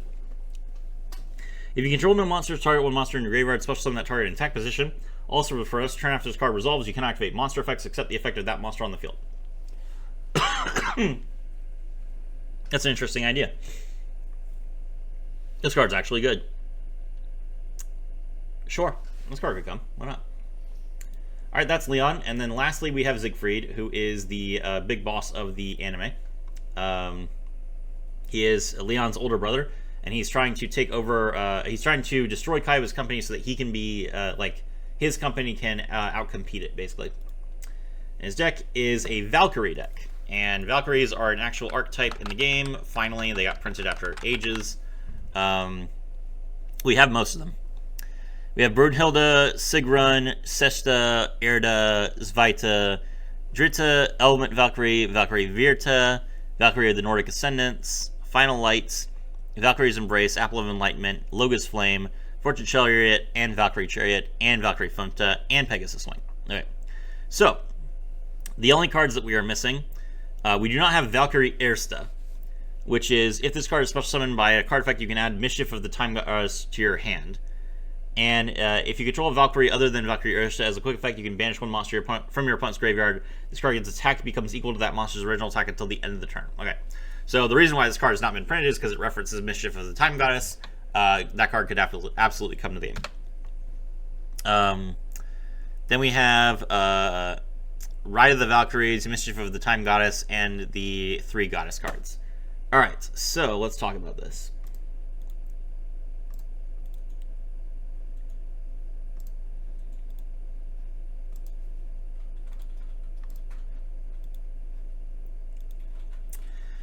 Okay, the 3 Goddess cards.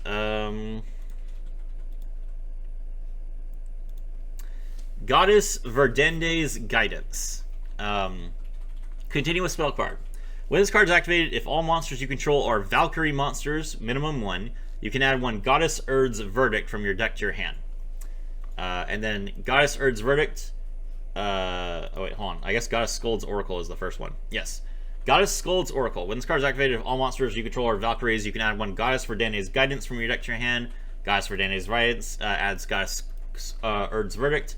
And then Goddess Erd's Verdict just gets activated. Okay. So, Goddess Skuld's Oracle. Once per turn during your main phase, you can look at the top 3 cards of your deck. If you do, place them on the top of your deck in any order, but you cannot normal or special summon monsters for the rest of the turn except fairies. Okay? So it lets you choose the order of your opponent's next cards, which is pretty useful. Goddess Verdande's Guidance. Once per turn, you can declare one type of card, monster, spell, or trap. Reveal the type of card from your opponent's deck. If it was the declared type, they set it to their field. Otherwise, they add it to their hand. So you are plussing your opponent. Either you know what their card is and you set it to their field, or you don't. And lastly, Goddess Urd's Verdict. Your opponent cannot target Valkyrie monsters you control with card effects. Also, they cannot be destroyed by your opponent's card effects. Once per turn, you can declare one card name, target a set card your opponent controls, reveal the set card. If it was the declared card, banish it. Otherwise, banish one card you control. All right. So,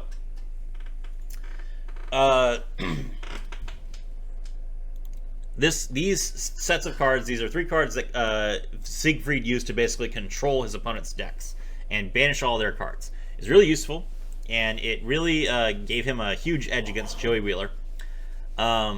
The only real benefit of these cards is that your Valkyrie monsters can't be destroyed, which is important, but it's taking up 3 spots on your field, which is really awkward since we only have 3 spells and trap zones.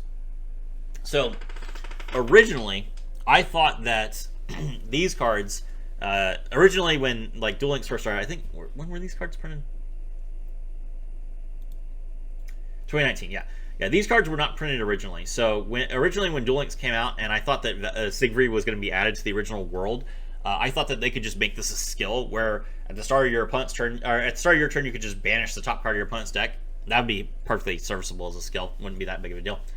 But since they added this text that says that Valkyries can't be destroyed by card effects, it becomes more necessary for you to actually get these cards.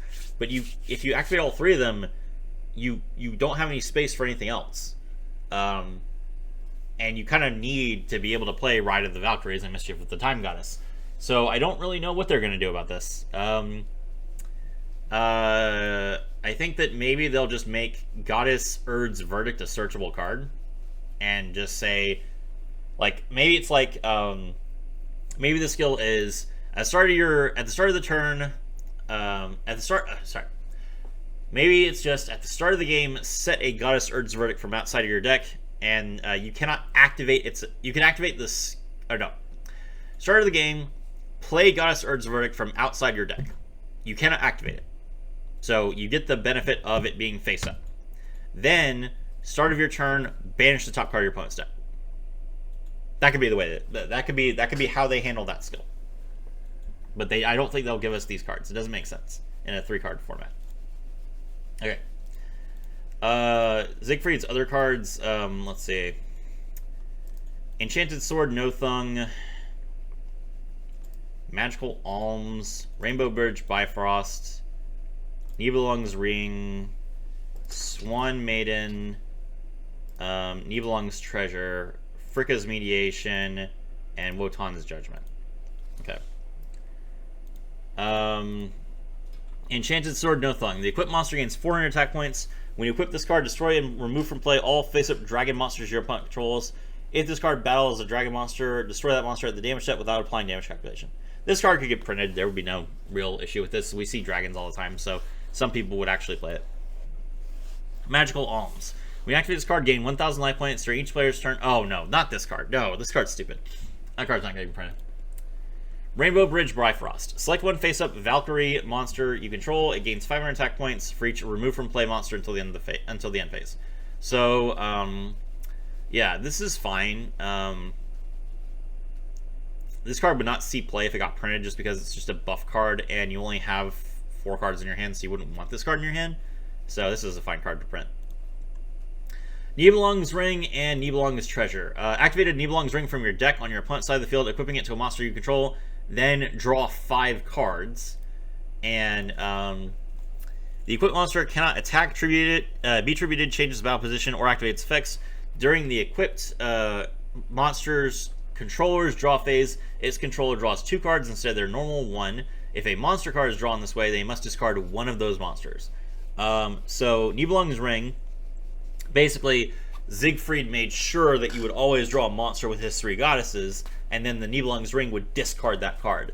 So it was a really heavy control deck. Obviously, Nibelung's Treasure is broken because you can't draw 5 cards. That's just ridiculous.